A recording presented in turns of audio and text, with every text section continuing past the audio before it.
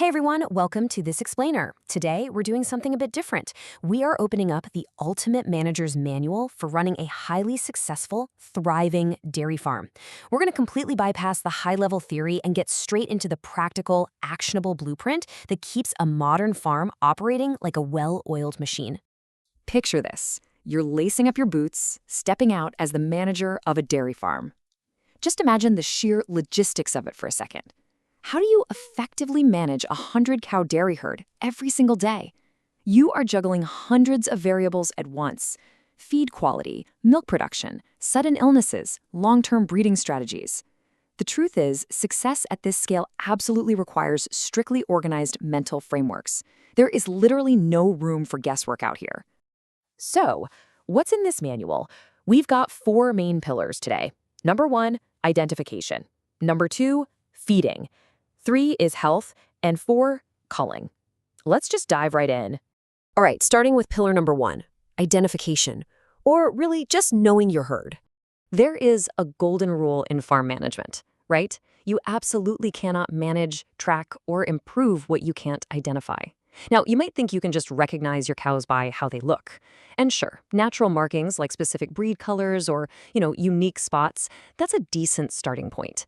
But when you're tracking daily milk yields, managing a complex breeding timeline, or trying to stop a disease outbreak dead in its tracks across 100 animals, yeah, spots aren't going to cut it. You need artificial marking systems that guarantee strict record keeping. So, how do we actually do this out in the field? Well, here are your primary artificial marking methods. Tagging is probably the most common. You literally just use specialized pliers to securely snap a metal or plastic tag right onto the ear. Then there's tattooing. This one's a permanent method. You press symbols into the subcutaneous tissue and cartilage of the ear, usually using this insoluble green pigment so it doesn't fade. You've also got branding and less invasive options like neck straps. But honestly, if you want completely reliable, permanent production and health records, ear tagging and tattooing are absolutely your most crucial tools. Moving on to pillar 2, feeding. It's all about balancing that ration. Feeding isn't just throwing hay in a trough. It's an exact science. You're balancing digestible protein, DP, and total digestible nutrients, or TDN. Following the classic Morrison feeding standards, you get this incredibly solid, actionable checklist. Step 1, always start with good quality roughage. Feed them what they'll actually consume without wasting it. A great rule of thumb here is 1 pound of hay and 3 pounds of silage for every 100 pounds of the cow's live weight. Step 2, formulate a grain mixture to fill in whatever that roughage is lacking. Step 3, feed that grain precisely based on each individual cow's milk output. And step 4, round it all out with a proper mineral mixture. To really see why this matters, look at this stark visual contrast between low-protein roughages and high-energy concentrates.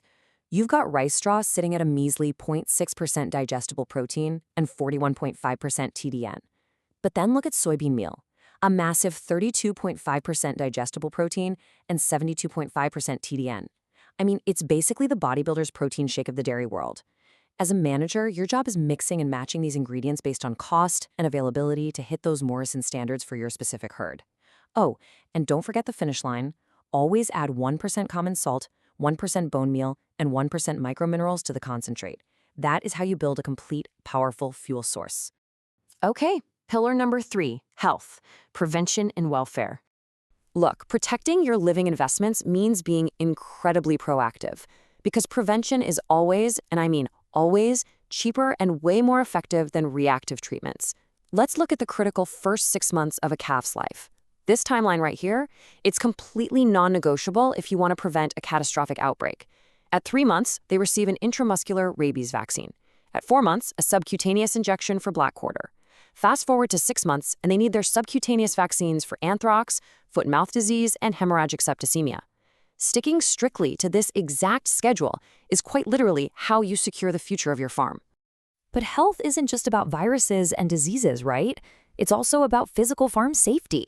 Removing horns is a very common practice to reduce injury to the other cattle and, of course, to you, the human handlers. However, timing is absolutely everything here. As the Canadian Veterinary Medical Association points out, this should be performed within the first week of life. Getting in there early is just fundamental to modern, ethical animal welfare. And let's look at exactly why that early timing is so critical. These images brilliantly illustrate the anatomy of a calf's horn. Over there on the right, notice that in a young calf, we're talking 0 to 3 months old, that horn-forming tissue is really just a little skin bud. It hasn't actually attached to the skull bone yet. The skin is still mobile. Because of this, if you do a procedure called disbudding at this early stage, using local anesthetics and some anti-inflammatories, it is vastly more humane and causes significantly less trauma than trying to amputate fully attached horns from an older cow. Now, shifting from the calves back to the main milking herd, there is one word that will literally keep a dairy manager awake at night: mastitis.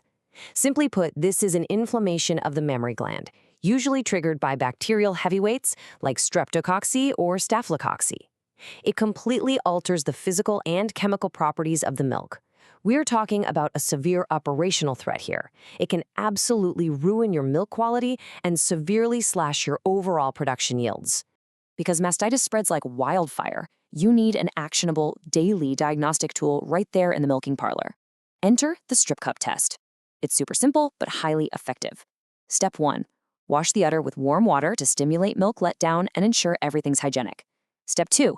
Express the first 2 strips of milk from each quarter straight onto a fine mesh screen. Step 3. Watch it closely. If you start seeing little clots, or if it has this watery, abnormal consistency, that is a massive red flag for mastitis.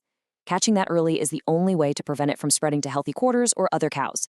Now, if you need to confirm what you're seeing, you can pull out a chemical alternative, like the bromethymol blue test. Normal milk sits around a pH of 6.5. But when a mastitis infection hits, sodium bicarbonate from the bloodstream basically leaks into the milk, shifting it to a more alkaline state. This simple dye test detects that alkaline shift instantly. It gives you the hard data you need to isolate that animal right away. Finally, we reach pillar 4, culling, making those really tough decisions. So what happens when an animal just isn't recovering? As tough as it is, you cannot let emotion dictate these decisions. You've got to lean on objective criteria to keep the business afloat. According to the data, a cow should be removed from the herd if she's dealing with chronic mastitis or chronic kidney infections that just won't clear up. The exact same goes for reproductive diseases or if a cow just isn't pregnant 120 days after calving. You also have to consider cows with severe physical disabilities, like chronic foot problems, or those that dry off early and require these long, unproductive dry periods.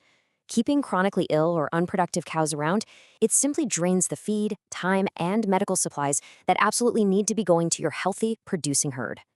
And honestly, that leaves us with a really fascinating ongoing challenge. As we've seen throughout this whole explainer, from the exact precision of feed science to the ethics of early disbudding, all the way down to the harsh math of culling, dairy farming isn't just about agriculture. It's a constant, delicate, high-wire balancing act.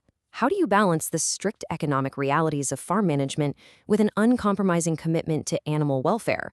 It is the ultimate test for any manager, and it's a big question I want you to keep chewing on. Thanks so much for learning with me today, and I really hope this manual gave you a powerful, actionable new perspective on what it actually takes to run a thriving dairy operation.